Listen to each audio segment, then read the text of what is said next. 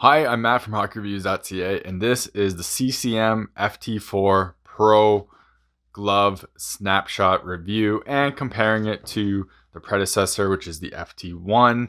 This was one of my favorite retail gloves. It was a glove I recommended to people a lot. It was a glove I had for a while, so these definitely have a pretty big shoe to fill. So we'll see how this holds up compared to the old ones and to see if they've made any improvements on there. We will also do the sizing comparison on there with my 3D printed hands to see just how well this really fits and how close of a fit it is compared to like the standard sizing. Now, before all of that, if you want me to review specific pieces of equipment, please reach out to the manufacturers on social media, let them know. Gets me on their radar because I can't buy all this stuff to do content on all the time. It would be greatly appreciated and greatly helpful. If you want to help support the channel and you live in the United States and you're buying hockey equipment anyways, like these gloves, click the link in the description to Pure Hockey. Clicking that link, making a purchase gives me a kickback to help support the channel so I can making content like this and doing comparison reviews and doing reviews and actual reviews, not just these snapshot reviews. Otherwise, if you want to support the channel, check out the link in the description to Patreon, buy me a coffee. Everything through there comes right back into the channel so I can make more content and doing more videos. Now, we also have videos for the FT4 line on the shoulder pads and the elbow pads, so make sure you check that out as well. I think it's a pretty interesting line overall with some good gear and some bad gear, so check that out because I think it's worth talking about. Right off the bat, we'll go over the differences really between these two gloves. And to be honest, CCM had a gem with Jetspeed FT1s. They are kind of catching on in the pro leagues a bit more than what they did originally. CCM has a long history of players using older model gloves and keep pushing it through and through and through. Like those crazy lights, like the CL55s or CL500 was a retail model. Like the Ultra Tax, like the HG12, well, first HG11s and 12s and 13s, now 14s. CCM makes a lot of solid pro gloves, and it's sometimes harder to get the newer models adopted into things. Like you don't see a ton of Super Tax and you don't see a ton of AS1s in the pro levels. This is a glove that, like, for example, Ovechkin wears, McDavid now wears. It's solid. It was really good. It's called the Jetspeed for the Pro Stock one. I don't have one on me, unfortunately, so I can't show it and talk about it. But it's a very solid glove, and if it got McDavid out of his CL55s, it's really impressive. It was great all around. D3O in it, but it's a thin D3O, so it's just like that really top layer, not the whole foam package like the actual Pro Stock ones were. But it was a solid glove all around. Great mobility, great comfort, everything was really, really good.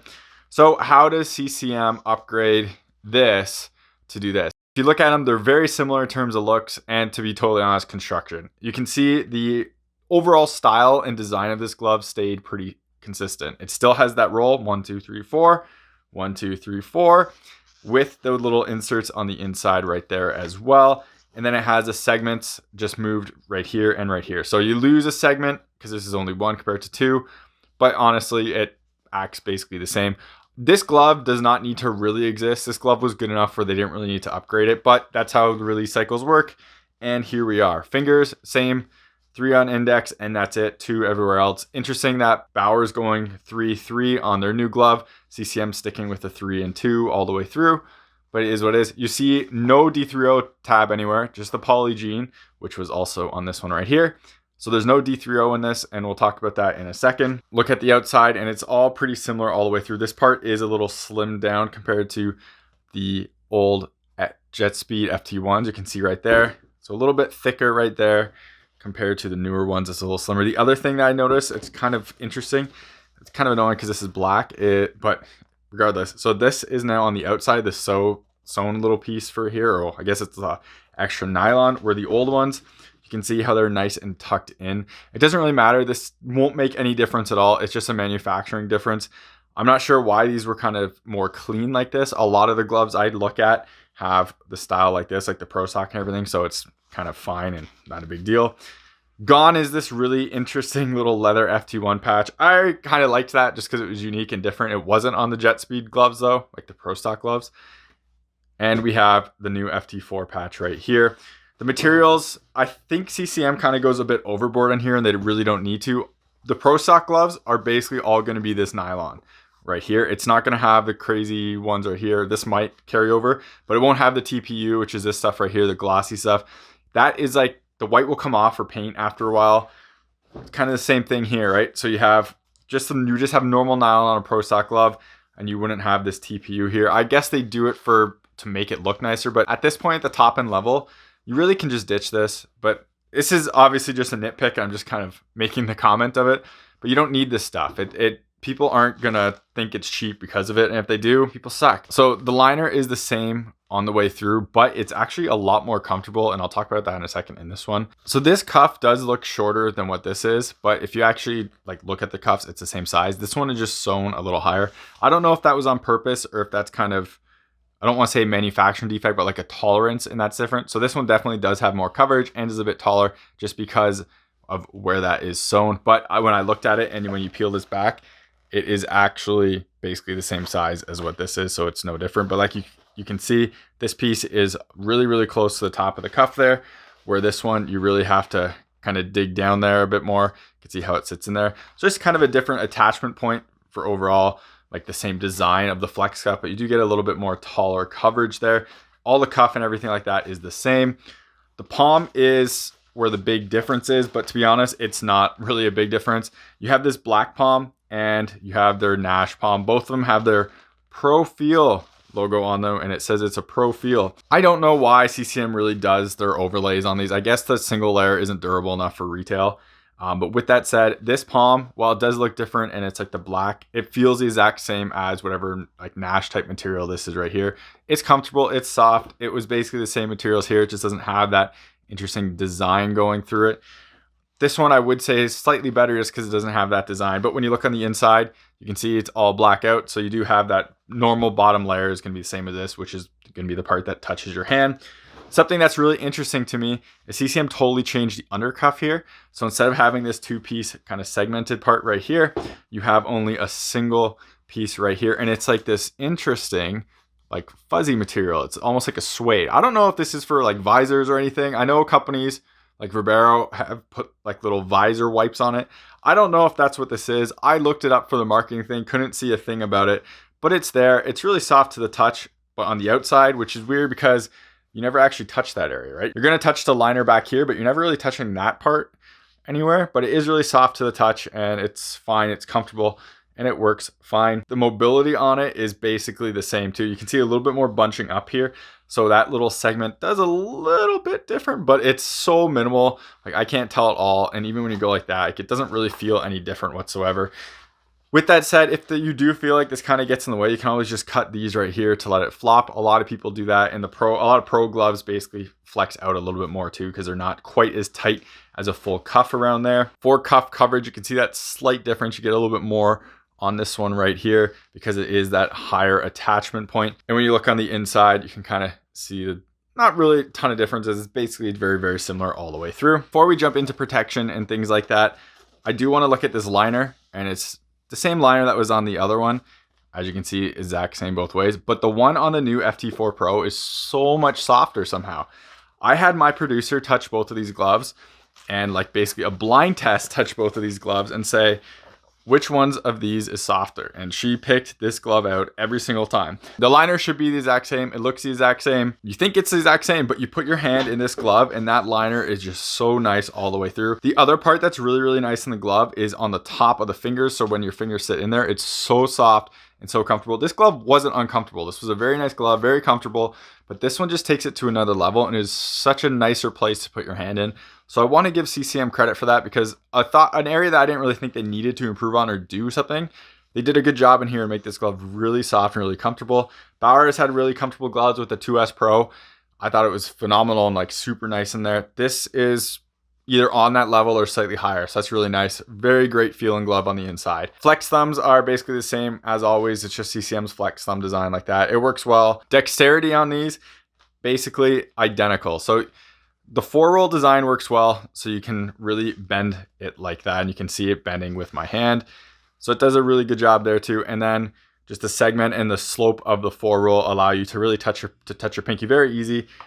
The flex thumb helps there a little bit too, but very easy to do. And on the old one, very easy to do, very similar. You can definitely feel this part kind of flexing off your hand when you close it, but it has no real issues here because that one segment basically does the same thing just at a different spot. To further show how well this glove will close and how broken in it can get, it really flattens out pretty well for you, and it can really fold well through the backhand that 4-roll type design really works well. And you can really close your hand really well on this. So this will get broken in even nicer too.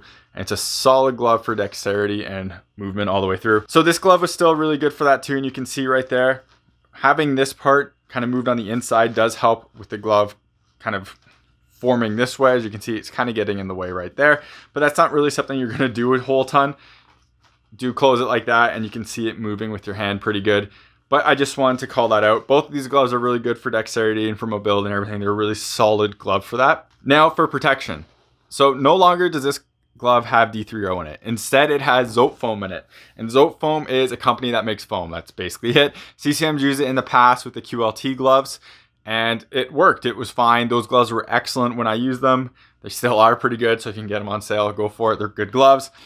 It's just a different type of foam system and it removes D3O. D3O is a heavier material.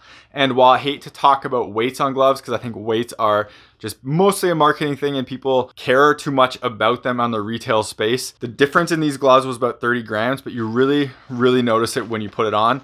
The FT1 was by no means a heavy glove at all. It felt fine, it felt light, it felt good on your hand, balance was excellent. But when you put that on and then you put an FT4 on, the FT4 just brings it to another level of lightness. And I wanted to bring it up because I noticed the difference like right away when putting them on, especially with how similar these gloves are and how they feel and fit very similar. This one just takes it to that next level, especially for the lightness. A big part about that is getting rid of this D3O though. So even though it was super thin, basically you would have your plastic insert, that really top layer, like right there, was D3O and the bottom was a different type of foam. And this one still has your plastic insert right at the top, a harder and more dense foam, denser than what the D3O felt like at the top. So that one's a harder foam and then a much softer foam below right there. So you still have that hard plastic, hard foam and softer foam. With my very limited protection tests on these, because this isn't my glove, I had to pay for it and I have to return it, so I can't damage it or anything. I would have loved to shoot a puck at this, but like I said, this isn't my glove and it's going back. But my protection tests seemed like they were okay. It's not going to be the best thing in the world, but it was decent all around. I had no issues with it. The one thing I want to call out though is this cuff, because it was on this part too, and I don't understand why companies keep doing this, because it's an easy fix to make these cuffs that much better. But they don't. Everything on this cuff you feel goes right into your wrist. Basically, the reason being, whenever you have this right here, it's going to transfer all that force right into the top of your wrist because there's not enough padding between it. This is usually a pretty dense foam with a piece of plastic on the inside, and there's not enough layers to really disperse anything. Really, this should have a piece of D3O in it to really do its job, but it doesn't. And the easy fix to this is basically have this liner come all the way up here. And then you would have basically that much of thickness of padding that would just give a bigger gap between this and that flex area of your hand. And that's disappointing that they still don't do that and they keep doing this. I'm totally okay with the flex cuffs.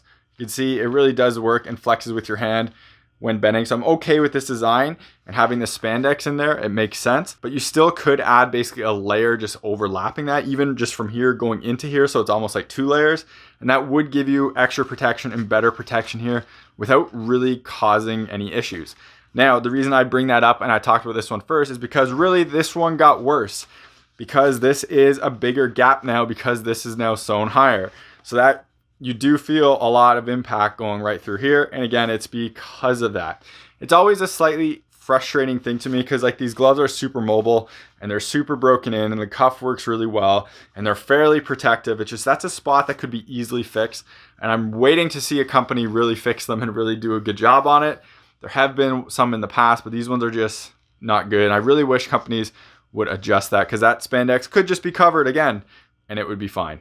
Now for cuff coverage, these are both 14.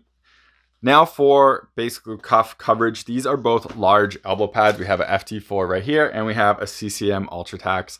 I'll try to use the UltraTax all the time in these videos so it's comparable, but I won't have the FT4s for every video. So unfortunately, I'll just go with this one.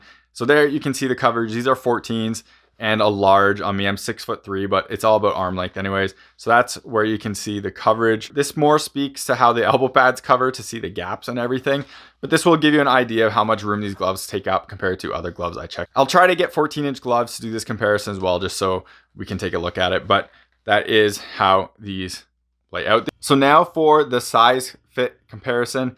And if you don't know what these are, I'll cover it really quickly. I had 3D printed versions of hands so we can cover the different sizes on hockey gloves. There's too much disparity on how hockey gloves fit in the community, and when everyone asks, a good example of this is STX. Someone asked what the Surgeon STX RX3 gloves fit like. I will say they fit huge because they do on me, and then other people will say they fit small. I'm going to try to eliminate the different opinions. We have these hands, they're 3D printed. I'll have a video that will be linked up here about these hands and about this measuring kind of option. This hand is basically the same size as my hand. I had it measured out to be the same as my hand, so this will be very close to what mine is when it's in a glove. And this one is about a size 14. So you got about an inch difference on there for the finger length, and it really does kind of show the difference of a good fit and a bad fit. So these are a size 14 glove, as you can see. And when I put my fingers in, my fingers go past the gussets here.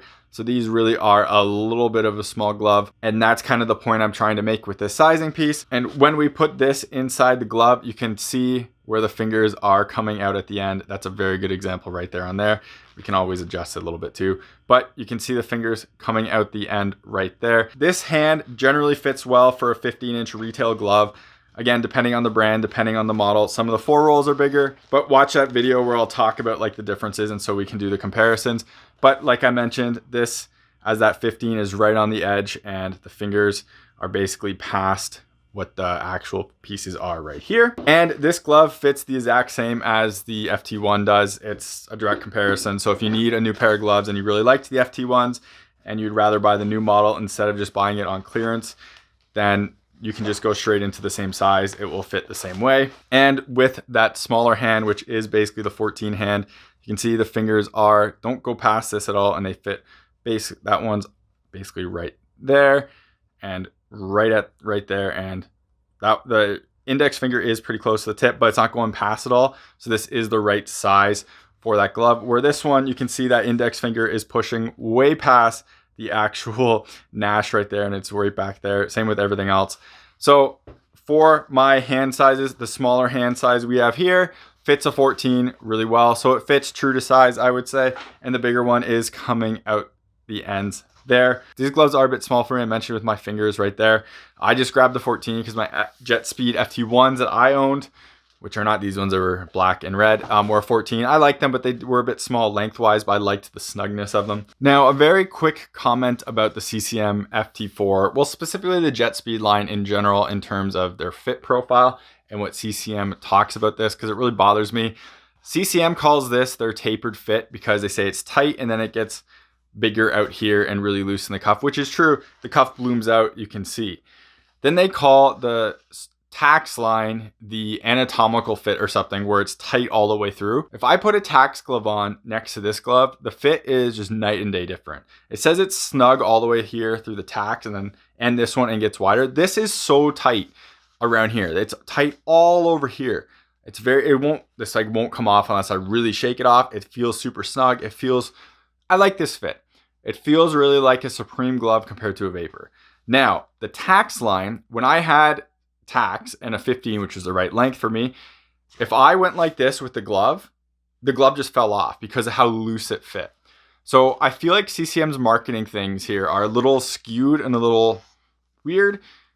I don't like the anatomical versus the tapered fit, because this should be just snug fit. This is the snug glove with a tapered cuff. Problem solved. The tax is a more loose fit with a tighter cuff. And the 4 roll is like a loose fit and relaxed too. But I had more issues with the tax being looser than the 4 rolls did, so it's kind of weird.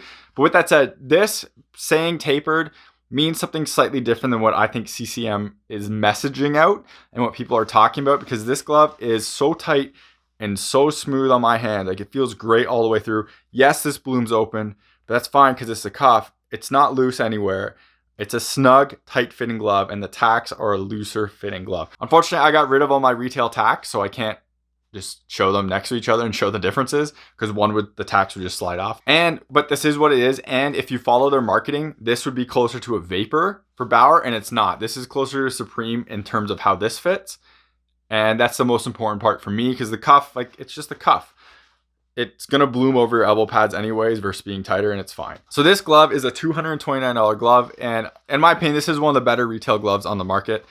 Unfortunately, like I said, I can't test the protection on it to really see how well that's going to do and if there's a real kind of step back using that D30, but it feels fine in my minimal test that I could do. Again, I'm going to say this about every glove review, basically.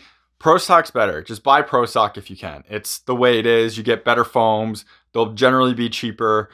They don't have to come out with a new line every 2 years to make people happy. It's just better and basically cheaper. With that said, if you need a specific color, only retail stores are going to have that color, or you need it right now, this is a very solid glove. It's a tight fitting snug glove with a nice open cuff that flexes a bit, and it's very lightweight, but it's super comfortable. Its mobility and dexterity is really good. It's basically one of the best retail gloves on the market today. I was a huge fan of my 2S Pros, and I still think those are really good. But Ultrasonics now have a total flex cuff that kind of moves with your wrist. Completely different type of design than what this is. So Ultrasonics are kind of, if you don't like that, this would probably be the next best option at the retail level. So if that's what you're interested in, this is a solid glove, and I definitely recommend people checking them out. CCM did a really good job on this. And overall, like, pretty impressed. This whole line is pretty interesting. I definitely recommend checking out the other videos for this stuff just to see what I think about it. Some of the CCM FT4 Pro stuff is really nice, and CCM did a solid job. So that's about it for this video. Hopefully it was helpful. Remember to like this video, subscribe to me on YouTube, follow me on Instagram, Twitter, links are in the description. If you want to see me review a specific piece of gear, please reach out to manufacturer on social media, let them know. Helps me get on the radar, and maybe I can get a demo set just to take a look at something and then happily send it back after doing tests. If you want to support the channel so I keep doing more reviews and real reviews, because I have to buy all the equipment, and if I want to use it, I don't get that money back from the United States, and you want to support the channel, or if you're buying hockey equipment regardless, check out the links to Pure Hockey. Clicking that link gives me a kickback, so it helps support the channel if you just buy hockey gear anyways. Otherwise, please check out the links in the description to Patreon, Buy Me a Coffee. Everything goes through there. Will come right back into the channel so I can make good content. Thank you very much for watching, and take it easy. You're watching HockeyReviews.ca.